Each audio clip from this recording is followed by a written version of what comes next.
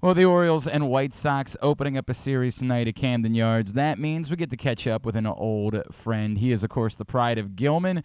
He is White Sox slugger Gavin Sheets, and he's back with us now here on GCR. Gavin, it's Glenn. It's great to chat with you, man. Thank you for taking the time for us. Anytime. Thanks for having me on. Dude, I remember what this was like last summer. When we get there tonight, will the numbers be quite like? Will the Gavin Sheets section at the game tonight be the thousands that it was last summer? I'm not sure what to expect. Obviously I know, that a lot of my family will be there, which is always fun. But you never know who's going to show up. That's unexpected. So, it's always fun to be back home, and definitely looking forward to it. I don't know that we got to talk to you after. I know we talked to you before when you made your debut last summer. What Yeah, was it uniquely like for you being back in Baltimore, experiencing that? I know wherever you're playing Major League Baseball. That's amazing. But sure. what was that specifically like for you? It was super special because it's easy to forget, when you're playing baseball and you're going to places that you've never been. It's easy to forget how special what you're doing is. And then you come back to a park that you grew up going to, and obviously going with my dad, and watching games as a young guy. And then you're on the field playing, and you just remember what it was like going to Orioles games, and how special it was. And I think you forget that aspect of it when you're playing at places that you've never been to, and then you come home to where you grew up going to games, and next thing you know, you're on the field playing the game yourself. I mean, it gave me goosebumps. Obviously, it's not. It didn't hurt that you produced for everybody that was in attendance. So I don't think.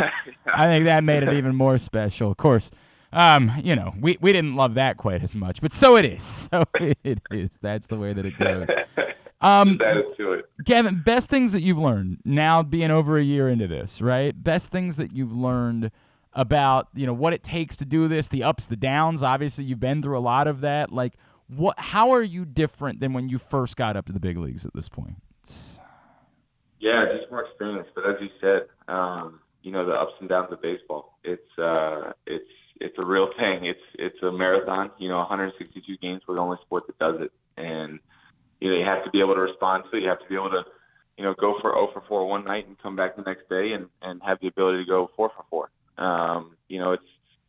It's a hard sport, and you have to be able to adjust. And obviously, the longer I've played now, the more the scouting report gets bigger, and it's a game of constant adjustments. And if you don't adjust, you're going to get crushed here. And so it's kind of the fun part of it, and trying to learn more and more about it. The Orioles and the White Sox playing 3 starting tonight. Gavin Sheets with us on GCR. Gavin, was there somebody? Obviously, you referenced your father, and I know he gave you so much advice. But once you got here, was there anything that stood out to you that somebody told you that said, "Hey, look, be aware of this. Like, you've always been a rock star everywhere you've been. This is going to be a little bit different." Like, was there anybody that said something to you once you got there that stood out the most to you? I don't know necessarily if it was something that someone said, but playing with guys like Jose Abreu and Tim Anderson, guys that have won Yeah. batting titles and MVPs, and you kind of watch them from afar and see the amount of work it takes. And obviously the amount of work it takes to get to the big leagues is incredible. But one of the hardest things is staying in the big leagues, and being successful every year. And you watch these guys get to the ballpark, and the way they put in their work, and just from working out, and the swings they take, and even in August. And that's the special things that you see that really doesn't even need to be said, because you're watching these guys with MVPs, being the first one in the field and the last one to leave. So it's stuff like that that's really cool to see. Obviously you're part of an outstanding franchise. I know there are a lot of people that have a lot of opinions about Tony La Russa, but the man is a legend. There's no getting around that, right? Like, the man is an icon in the game of baseball. What has been your experience with Tony La Russa? What have you taken from being around a Hall of Famer day in and day out, and all of the vast knowledge that he has of the game? Yeah, it's been great playing for him. He's old school, but he's seen it all, and he's been, as a young guy, he's been great with me. He's pulled me aside a couple times and said, just he's told me some things. He's taught me some things that he saw players that he's coached do. And when you're a Hall of Famer, you obviously have an incredible resume, but you've also coached some incredible players. And so, hearing stories about Albert Pujols and Larry Walker and guys like that, and what he saw them do that he thinks could help me is, that's always special as well. And I know he's made some old school moves lately, but I enjoy playing for him, and he's been tremendous to me. We've got a great relationship.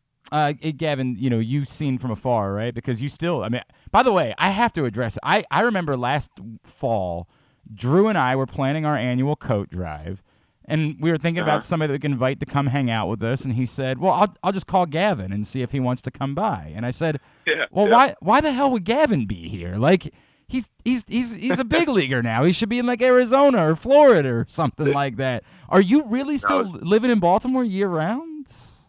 Yeah, Baltimore's still home for me. Yes. That's crazy to me, man. Like why is it important to you to be back here when the season's over and to still be part of this community? It's just a special place to me. Obviously my family's still here. I have family on the Eastern Shore, and then obviously family in Baltimore. But a ton of my friends are still here, and just made a ton of relationships that this is still home for me. Wow. It's powerful to hear you. Do you get to go to Ravens games or anything like that once the season's over? Oh, yeah. I'm at a lot of Ravens games. That's awesome, man. Yeah, so that's always a highlight of the off season. Dude, that's really cool. I really had no idea that you'd be doing. I swear to God, I had convinced myself, like, dude, he's got to be in Arizona. Like, he's got to be somewhere where it's warm. Why would anybody want to be in Baltimore in December? Sometimes in December and January I regret it, but I can always make a quick trip to Florida or Arizona if I need to. Sure. I get it. That being said, you've seen from afar because you are still a Baltimorean. You know what the Orioles have been through. You know how bleak and how dark it's been for a little while. The team that you're going to see tonight, how surprised are you? Maybe did you see this coming? Did you know? Obviously, you know these players better than most people do because you've gone up against them. Did you have any clue that this was coming for the Orioles at the beginning of the season? We played them in June or July, I believe, and they came to town and they took 2 of 3 from us, or 3 of 4, one of the 2, and we were all talking. We're like, man, this is a different Orioles team that we've played, and from the way that just they don't quit. They've got an unbelievable bullpen. They've got a lot of really dangerous bats, and they play extremely hard. And obviously being from Baltimore, I've always kept a close eye on them, and what they're doing this year is incredible. It's great for baseball. It's great for Baltimore, obviously, but baseball in general, with a franchise like the Orioles being back and being competitive, it's exciting to see. And we're expecting a great series this week because we know what we're up against, and it's 2 teams competing for the playoffs and trying to get in the playoff race. And I think we're both a game and a half, 2 games back of either our division or the wild card. So we know very much that what we're up against this week, and it's definitely a different Orioles team than the past. I'm so glad you bring up like what it means to the city, because you do get this like the electricity that comes along, and it's a midweek series, so it won't be the same. Like if this was a weekend series, it would probably be bonkers this week. But like still, there will be in another year there might be 5,000 people there at the stadium tonight. There's going to be real crowds there. You know what it does to this city for the team to be alive in this way. It is the energy and what it means for the entire community. It really is nuts. It really is. I mean, I was here when I was in high school in 13 and then 14 when they were hosting playoff series. And, until our playoff series in Chicago last year, I'd never heard a louder crowd. And, it's an awesome sports city. And, that it's a fan base that's been craving for the Orioles to be back in the race like this. And, obviously being from Baltimore, it's a lot of fun to see because, I know what it means to the city to have a team that's competing again and putting a winning product on the field. He is Gavin Sheets. Just another minute or two with him here as we're getting ready for Orioles White Sox starting tonight. Gavin, remind me. So when the Field of Dreams game happened last year, were you on the roster or you had been sent back down? I had just been sent back down, All right. unfortunately. So you still, I mean, have you gotten over that yet? Like, or are you still, but like, because it's just Good. it's the greatest thing I've ever I've seen in my gotten over life.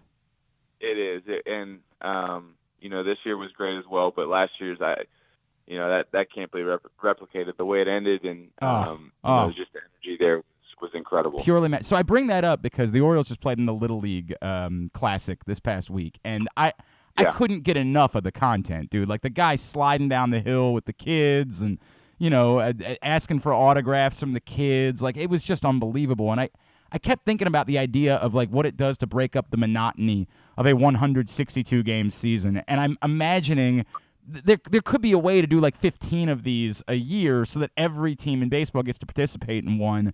Like how nice is it? I get it. You guys are playing a game and you're grateful for the opportunity, but the idea of getting to play in some sort of themed game or something that's just a little bit different, what might that do for everybody if there really were 15 of these a season to break up the monotony of a 162 game season? Yeah, I'm all for it. As you said, it just kind of breaks things up. It gives you a new flair to the game. And, I thought yesterday was awesome. I saw, Cora going down and Rushman going down with all the kids. Right. And that's what it's all about. It kind of puts things back in perspective. You're in August. You've played, 120 games at this point, 110 games. And, you go and do something like that, and it puts it all back in perspective. You see the little leaguers and, some of those guys were on those teams, and it kind of goes full circle for you when you remember those days, and then all of a sudden you remember now, wow, I'm playing in the big leagues. So I think it puts things in perspective, and it breaks it up a little bit. It gives a little more excitement, something new, and I'm all for it. I think the Field of Dreams and the Little League Classic are great ideas, and I think there's more that they can build off of that. Like I know they tried the Omaha game one year during the College World Series, which I thought was a cool idea, and they used to do some military theme games like at Fort Bragg. Like I feel like that you could keep thinking this out, and maybe 15's ambitious, but still, like I feel like there's the opportunity to do more and more of this, and it demands. I have to watch every single one of them. Like I have to watch this game. It's just so cool to look at. Sure, absolutely, I agree. Gavin Sheets, let's remind everybody where folks back here can be following you. Twitter, Instagram, anywhere like that.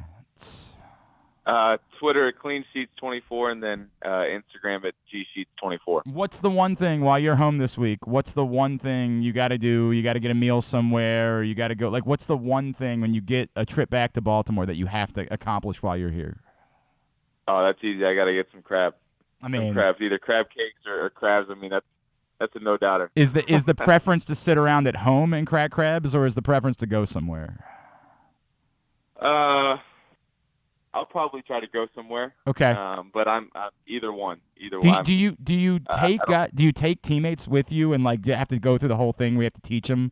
Like, can they look at you like, really? What are we doing? I do. Some guys are experts with it. Some guys need a lot of help. So, but it's always fun, and I think we're doing a breakfast this morning where my dad's taking a couple of us out. So that's awesome, man. It's always a good time. It's always good to be home. That's awesome, Gavin Sheets. So happy for you and all the success you've had, man. Thank you as always for taking the time for us, dude. Look forward to seeing you at a Ravens game. I'll be down there tonight, but I'll look forward to seeing you at a Ravens game back at the end of the season. All right. Thank you for doing this. Awesome. Perfect. Thank you. Anytime.